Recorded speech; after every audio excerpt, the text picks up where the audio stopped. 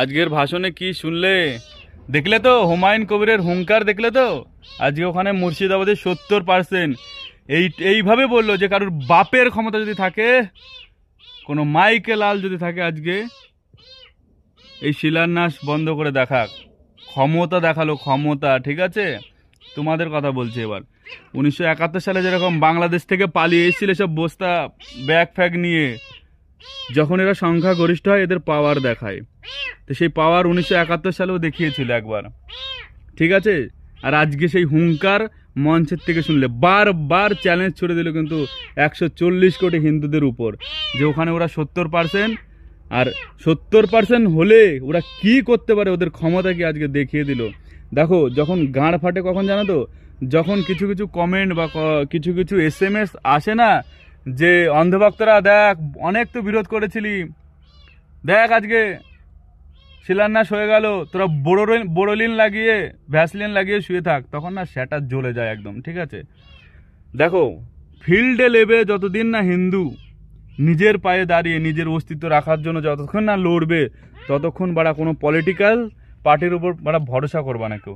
আজকে এই পার্টির বড় বড় নেতারাই পুরো গাড় মেরে রেখে দিয়েছে। ঠিক আছে, আজকে আমি একটা কথা বলছি, আমি হিন্দুত্ববাদী ছেলে বা হিন্দু আমার, এবার আমি কেউ টিএমসি করছি, কেউ বিজেপি করছি, কেউ আইএসএফ করছি, কেউ কংগ্রেস করছি, এই বাল করে করেই শেষ আজকে হিন্দুত্বটা। ঠিক আছে, আজকে আমার পাড়ায় কোনো সমস্যা হলো, ওরা মানে আমি তো টিএমসি করি আমি যাবো না, আমি বিজেপি করি আমি যাবো না, এই বাল করে করেই আজকে শেষ।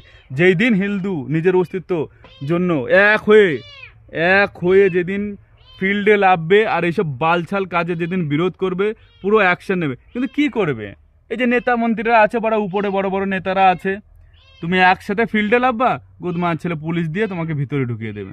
এই নেতা মন্ত্রীদের চাটা যেদিন হিন্দু বন্ধ করবে, সেই দিন যদি কোনো পরিবর্তন আসে, সেই দিন যদি নিজেদের অস্তিত্ব বজায় রাখতে পারে।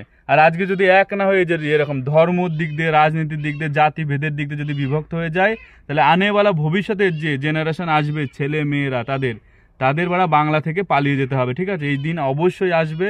আর আজকে যদি এইসব যে কাহিনী হচ্ছে, এইসব চ্যালেঞ্জের অ্যাকসেপ্ট করে যদি ফিল্ডে নেবে, যদি এর বিরোধিতা করে, তাহলেই ভবিষ্যতে বাংলা বাঁচবে। আর যদি আজকে না করে, ভবিষ্যতে তুমি ভাবছো আজকে এবার আমি টিএমসি করছি, বিজেপি করছি, আমি তো বড় নেতা, আমি তো পাড়া সেই, আমি আজকে পয়সা কামাচ্ছি, কোনো বাল যাবে না তোমার সাথে। ঠিক আছে, এটা মনে করে রাখো, খারাপ ভাষায় কথা বলছি, কোনো বাল যাবে না। ভবিষ্যতের প্রজন্মর এমন ভয়ঙ্কর দিনের সামনে করতে হবে, সেটা কল্পনা করতে পারছো না। তাই তো বলছি, পার্টি জাতি নির্বিশেষে